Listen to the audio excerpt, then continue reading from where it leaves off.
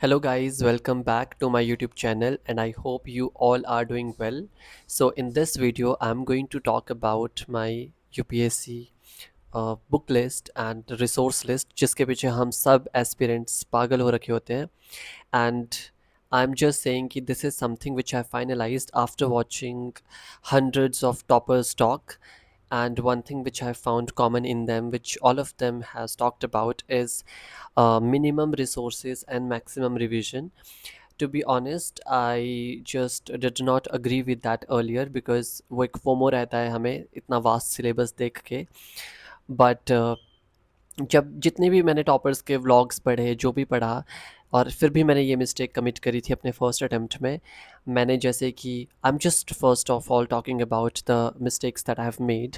जैसे कि मैंने पहले द हिंदू पढ़ने लगा, फिर मुझे लगा कि किसी टॉपर ने कहा था कि द इंडियन एक्सप्रेस में ज़्यादा अच्छे फैक्ट्स आते, तो I switched to that. Then I came back to the Hindu. Then I thought कि मैं जहाँ से कोचिंग्स ले रहा था उस इंस्टीट्यूट के करंट अफेयर पढ़ रहा था. Then I switch to Vision, then I switch to something else. And इस वजह से I could not complete anything at the end. And then मैंने सिर्फ एक चीज़ पे मैं स्टिक रहा था. जैसे उस दौरान I remember in my first attempt there were 33 questions जिसके मुझे डायरेक्ट आंसर्स आते थे. एंड क्योंकि उस टाइम पे मुझे यूपीएससी का ये पता नहीं था कि जैसे कुछ लैंग्वेज पढ़ते हैं आप, जैसे कि यूपीएससी डेटा ऑर्गेनाइजेशन, यूपीएससी की एक लैंग्वेज होती है, उस तरह की चीज़ों को मैं जो है नहीं समझ पाया था उस टाइम पे कि पी वाई, क्योंकि मैं एनालिसिस नहीं किए थे, तो मुझे तो सिर्फ 33 क्वेश्चन आते थे फैक्ट से. तो अब मुझे पता चला कि जितने भी टॉपर्स होते हैं, इनफैक्ट उनको भी 35-36 क्वेश्चन के ही आंसर्स अच्छे से पता होते हैं. So be as it may B.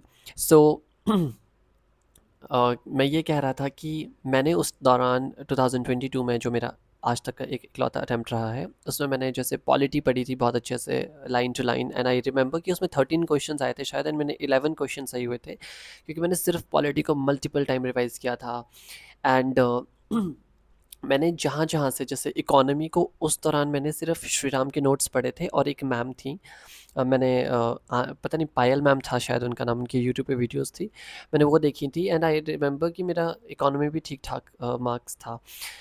But this time what I have realised कि जब हम प्रीलिम्स के लिए what I am following and what I have come to realise कि हम पहले से अपने माइंड में एक वो बना के ना जाए, जैसे कोचिंग इंस्टीट्यूशन बोलता है कि पॉलिटी से ही सब कुछ होगा, या इकोनॉमी एंड पॉलिटी से ही सब आता है. लेकिन आपने देखा कि इस साल यूपीएससी ने वो चीज़ चेंज कर ली है. सो हर साल that is going to change, but static is always going to remain the same. So static has to be your, जिसको कहते हैं religion. Static has to be that religion जिसे हमें बहुत स्ट्रॉन्ग करना है. Now coming to my resources, जो मैंने, जैसे क्योंकि मैंने मल्टीपल सोर्सेज फॉलो किए थे फर्स्ट अटेम्प्ट में, but then I finalised something for me. तो जैसे मैंने एंशियंट हिस्ट्री के लिए आर एस शर्मा की बुक पढ़ी, तो आई जस्ट रियलाइज्ड कि वो सबसे ज़्यादा अच्छी किताब है आर एस शर्मा की. एंड एंशियंट के लिए दैट इज़ बेस्ट. मैंने अभी तक मिडाइवल एक बार भी नहीं पढ़ा है, बट मैंने सतीश चंद्रा पढ़ने की सोची है. एंड मॉडर्न के लिए, like every one else, I am going with this spectrum. But अगर आपके पास टाइम हो, तो मैंने जैसे पूरे एक हफ्ते में ख़त्म की थी एक किताब, विच वाज, मुझे याद नहीं आ रहा है, बट वो ओल्ड एनसीईआरटी थी, 12th क्लास की कोई, आई थिंक बिपिन चंद्रा या किसी की वो किताब है. एंड उसमें बहुत ही ज़्यादा स्टोरी की फॉर्म में चीज़ें बताई गई है, और वो स्टोरी के फॉर्म में चीज़ें याद रहेगी, क्योंकि बाद में फैक्ट्स में तो हमें रट्टा ही मारना होता है. लेकिन वो स्टोरी को अच्छे से उसमें बहुत अच्छे से बताया गया है, तो आप उसको एक क्विक रीडिंग दीजिए, सिर्फ चाहे वन टाइम रीडिंग दीजिए, उसके बाद आप स्पेक्ट्रम को मल्टीपल टाइम पढ़ सकते हैं. बट बात ये है कि अब एग्जैक्ट स्पेक्ट्रम से वो उठा के देखो, क्वेश्चन कभी नहीं पूछने वाले.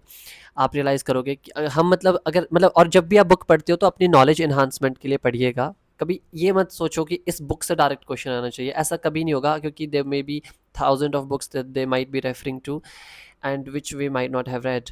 तो उसके लिए आप ये कर सकते हो कि जब आपने अपना एक बेस मटेरियल अच्छे से पढ़ लिया है, which I am trying to do at this time, and I feel कि फोमो जो है मेरा वो ख़त्म तो होता नहीं है, but still I am trying to stick to it. कि जैसे मेरा बेस मटेरियल मैंने ये एक एक किताब रख ली है, उसके ऊपर आप किसी एक कोचिंग इंस्टीट्यूशन, जैसे ओनली आईएएस वालों का एक वो आता है, क्या बोलते हैं यार उसको, प्रहार करके या कुछ ऐसी उनकी एक बल्कि सी वो आती है, मतलब शॉर्ट, सॉरी नॉट बल्कि, बट बहुत शॉर्ट सी, दे गिव दिस, वो मैगजीन्स बोलेंगे, जहाँ पर मतलब सब कुछ उन्होंने मल्टीपल सोर्सेज से कंपाइल किया होता है।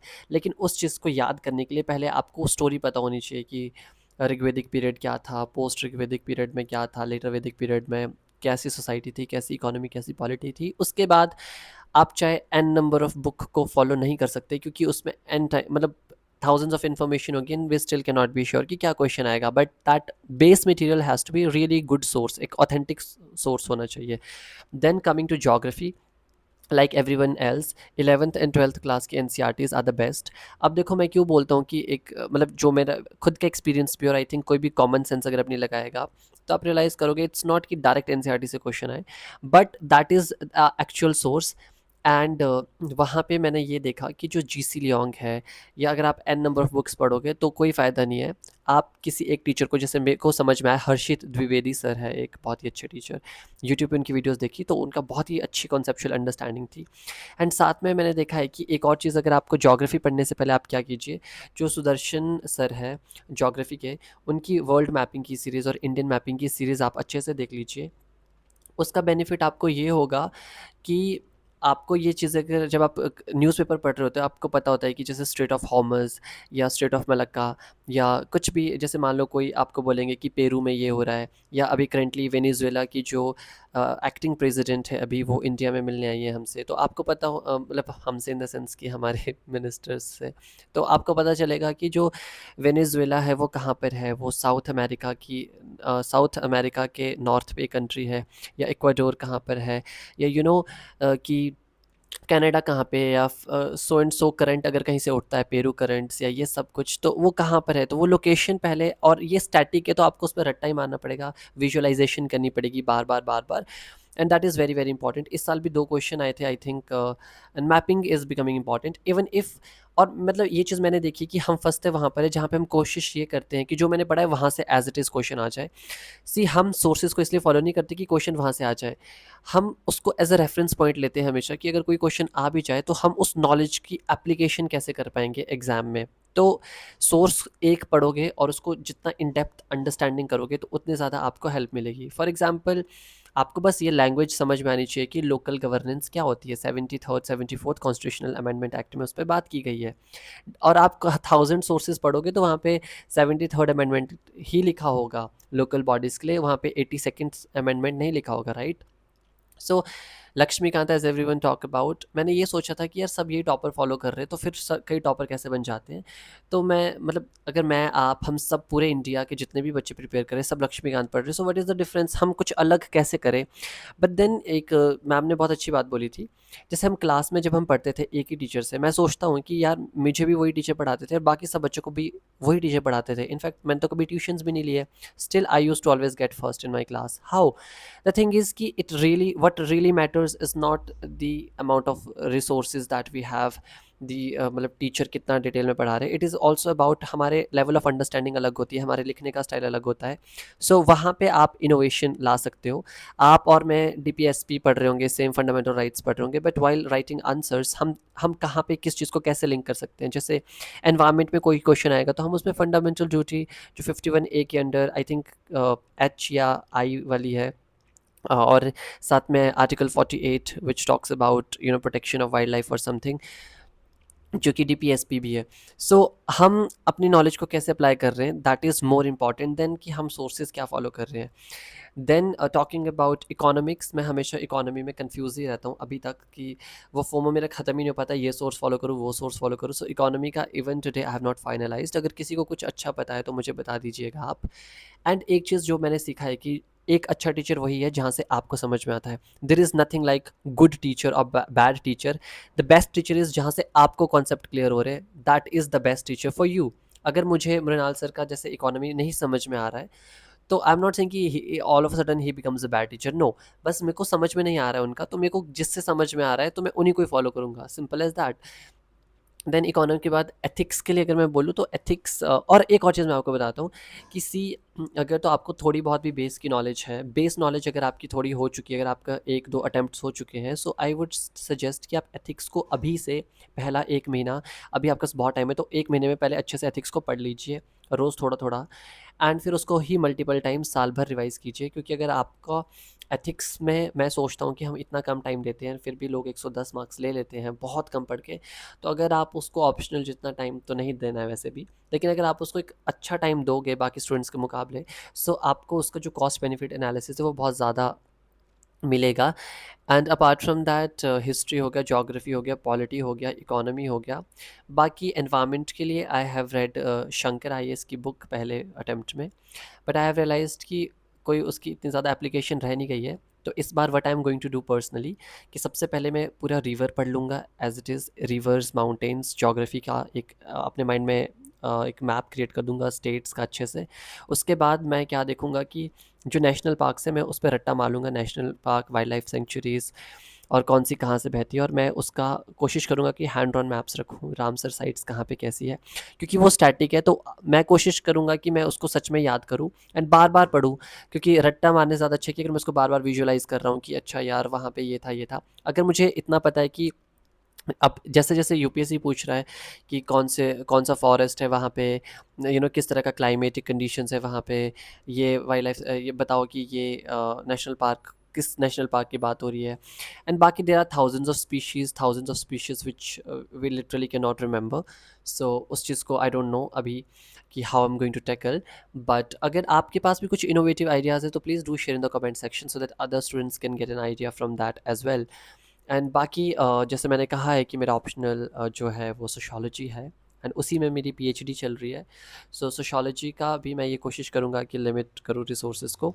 एंड देखो, वो फोमो होना बहुत लाजमी सी बात है, बट जो मेरा एक एक्सपीरियंस बोलता है, जो मैंने देखा है कि आप कोई भी एग्ज़ाम दे दो, कोई भी एग्ज़ाम, चाहे वो यूपीएससी का हो, चाहे यूजीसी नेट जेआरएफ का हो, चाहे कैट का एग्ज़ाम हो, चाहे गेट का एग्ज़ाम हो। By the way, I have also cleared my GATE, that too in my first attempt. And one thing that I have realized have always worked for me, that is standard source हो। ये नहीं कि आप कोई रद्दी सी किताब उठाओ जिसमें कुछ लिखा ही नहीं है एंड आप बोलो कि वाओ ये बेस्ट है। नो, आपको एक स्टैंडर्ड सोर्स बनाना है और उसके मल्टीपल टाइम रिवीजन करने हैं, एंड देन ये देखना है कि उसकी एप्लीकेशन क्या है।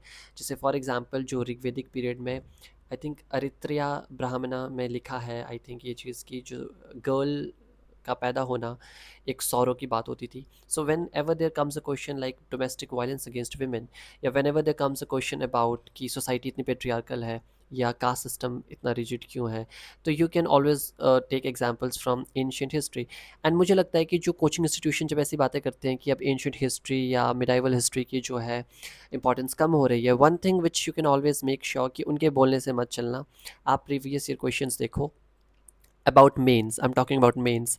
जितना आप मेंस के क्वेश्चन देखोगे आपके लिए प्रॉब्लम्स की प्रिपरेशन और इजी हो जाएगी। जैसे आज मैं देख रहा था कि जब मैं फूड प्रोसेसिंग इंडस्ट्री के बारे में पढ़ रहा था तो मैंने देखा India is the highest producer of milk and have the highest life stock population, and second in terms of fruits and vegetables. And हम जो एडिबल ऑयल है वो भी हम सबसे ज़्यादा जो है इंपोर्ट करते हैं। ऑल्सो हम पल्सिस की अगर बात करें तो हम biggest importer, biggest producer, biggest consumers हैं।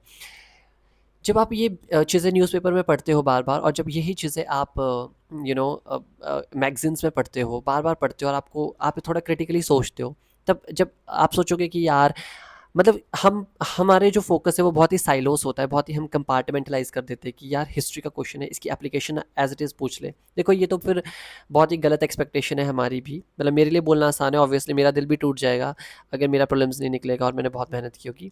बट यही, जब डायनामिज़्म ही ऐसा आ रहा है तो हमें भी उसकी तरह अडैप्ट करना पड़ेगा कि अगर वो क्वेश्चन बहुत ही प्रैक्टिकल एप्लीकेशन बेस्ड पूछ रहा है। आप देखोगे क्वेश्चन इरिगेशन पे भी पूछा है उसने प्रीलिम्स में कि क्या हमारा नेट इरिगेशन एरिया चाइना से ज़्यादा है। तो अगर आपको लगता है कि वो इरिगेशन पे पूछ रहा है तो सब कुछ इरिगेशन पे फोकस मत करो। आप अब ये देखो कि हो सकता है अगली बार वो लैंड रिफॉर्म से रिलेटेड कोई क्वेश्चन पूछ ले, हो सकता है वो डायरेक्ट और इनडायरेक्ट सब्सिडी से कुछ पूछ ले, हो सकता है वो फूड प्रोसेसिंग से पूछ ले या एमएसएमई से कुछ पूछ ले, या it can be anything, right. So जो भी एप्लीकेशन बेस्ड चीज़ें होती है, आई वुड ऑलवेज सजेस्ट कि आप मेंस के पीवाईक्यू सामने रखो और फिर उनको इन डेप्थ सोचो कि किस तरह का टेम्पल आर्किटेक्चर होता था, या हमारे पास आर्कियोलॉजिकल एविडेंसेस होते थे, या हमारे पास कॉइन्स या इंस्क्रिप्शन जो होती थी वो कैसे हेल्प करती है, एंड फिर उसके एग्जाम्पल्स देखो। इस तरीके से जब आप मेंस में जब वो आंसर्स में वो एग्जाम्पल्स ड्रॉप करने की कोशिश करोगे तो it will put a strain on your brain and you will be able to do active recalling. बाकी I do not believe in this how to read NCERT, how to read this. हमें क्या पता नहीं, हमें बताया नहीं बचपन से पेरेंट्स ने कि कैसे पढ़ते हैं, या हमें खुद को नहीं पता कि हम इतने बड़े हो चुके 20 सालों तक हमें यही पता नहीं चला कि कैसे हम बुक पढ़ते हैं। सो ये जो इस तरह की क्लिक बेट वीडियोज़ होती है, आई बिलीव कि हमें उससे बचना चाहिए, जहाँ पे क्लियरली ये लिखा होता है कि इस तरीके से पढ़ो लक्ष्मीकांत, इस ये है वो सोर्स जहाँ से सारे 100% क्वेश्चन आते हैं। देखो तुक्का होता है ये। मैंने अभी एक थीम्स इन इंडियन हिस्ट्री है, क्लास 12th की न्यू एनसीईआरटी, उसके 3 पार्ट्स हैं। उसको आप तभी समझ पाओगे जब आपने एक बार ये आर एस शर्मा ये सब पढ़ा होगा। तो आप उसको ना थोड़ा सा एडिशन के लिए पढ़ सकते हो। जैसे मैंने वो एक दिन में पढ़ ली पूरी किताब, और वो एक दिन में इसलिए मैं पढ़ पाया क्योंकि मैंने आर एस शर्मा पूरी पढ़ी है। तो वहाँ पे कुछ टर्म्स थी जैसे कि Nishad, which was use for forest dwellers and forest community, या उसमें एक टर्म थी विच जो जैसे इस बार एक क्वेश्चन आया था प्रीलिम्स में विच टॉक्ड अबाउट कि बुद्धा की अगर एम्प्टी सीट हो विच what does it represent, so it represents meditation, and ये चीज़ उसमें क्लियरली मैंशनड है। बट अब मैं ये नहीं बोलूँगा कि अब कि देखो यहीं से सारे क्वेश्चन आते हैं, हो सकता है अगली बार नहीं आए वहाँ से question, right. So this is the kind of subjectivity that is always going to be there, but हमारा फोकस ये होना चाहिए कि हमारे सोर्सेज जो हमने फॉलो करे हैं उसमें से जो क्वेश्चन आ रहा है एटलीस्ट वो हम सही करें, क्योंकि अगर हमने वो गलत किए तो हम कंपटीशन से बाहर हैं। So that's all I wanted to say, and through this video somehow it's a reflection, जैसे सोशोलॉजिस्ट सी एच कुले का एक कॉन्सेप्ट है looking glass self. So I think through your eyes I am just kind of making a sense about कि मैं क्या feel कर रहा हूँ। एंड यही है कि मुझे भी फोमो होता है, मुझे भी डर लगता है जब मैं पढ़ता हूँ, लेकिन आई थिंक वही बात है कि एक मेमोरी बन जाती है। मतलब बचपन का मैं वही सीन याद करता हूँ जब मैं एक ही किताब को इतने मल्टीपल टाइम रट्टा मार मार के पढ़ता था। पेज नंबर 25 में चौथी लाइन पे क्या लिखा है, and I think this is required. Understanding बहुत ज़रूरी है, बहुत ज़रूरी है, but at the end of the day exam में हमको लिख के आना और हमें एग्जैक्ट आर्टिकल पता होना चाहिए। आपको मेरे को सबको पता है डीएपीएसपी क्या होता है, it is fundamental for the governance of the country, and article 44 talks about UCC, article 40 talks about gram panchayats, article 39 B and C talks about not having concentration of wealth and equitable distribution of resources and all that stuff. We all would remember it, but there are other things which will fetch us marks, and that is रट्टाफिकेशन। And इसके साथ एक bad connotation attach मत करो। रट्टाफिकेशन is very important in the sense कि पहले एक अंडरस्टैंडिंग हो, बट फिर आप मल्टीपल टाइम उन चीज़ों को रिवाइज़ कीजिए, multiple times, I would say 1000 time revise कीजिए सेम सोर्सेज को, जब तक आपके दिमाग में ना घुस जाए, जब तक लक्ष्मीकांत एज इट इज़ जो सामने वो आपके दिमाग में इम्प्रिंट ना हो जाए। कि अगर प्रियम्बल मुझसे पूछते हैं तो मैं हमेशा स्टार्टिंग करूँगा दैट आर प्रियम्बल है, US constitution was the first to have preamble, and then we were also inspired by them, and then I think it was fundamental rights. See अभी अभी यहीं पे देख लो कि हमें लगता है कि हमें सब कुछ पता है, बट स्टिल मैं यहाँ पे कंफ्यूज हो गया, but I think it was US only. And then आप देखोगे कि प्रियम्बल का सोर्स क्या है, या किस दिन को हमने उसको अडॉप्ट किया, एंड उसमें कौन कौन से 5 वर्ड्स है जो इम्पोर्टेंट है, या थॉट ऑफ वो फ्रीडम ऑफ थॉट, बिलीफ, और क्या क्या है, thought, expression, belief, faith, worship, ये 5 वर्ड्स। तो आई एम जस्ट सेइंग कि अगर आपने इसके स्पॉन्टेनियस मतलब या फिर वो नहीं किए हैं revisions, then it's going to be very very difficult. And हमें लगता है कि हमें सब कुछ आता है, बट जब हम लिख लिख के याद करते हैं तो हमें पता चलता है कि बहुत सी चीज़ें जो हमें नहीं आती है। And I hope that I will just stay in touch in this journey, and I really hope कि I would be able to make a good community, and I won't say anything कि आप ये करो तो यही होगा। I'm just saying कि these are the things that I'm doing, and I'm being very transparent and honest about it, so that tomorrow if I clear the exam तो कोई ये ना बोले कि टॉपर्स झूठ बोलते हैं। एंड मैं अभी से ये मैनिफेस्ट कर रहा हूँ कि maybe I will be one amongst the toppers, and I truly hope कि even if someone is watching it they also do something great. And thank you so much for watching the video, and take care.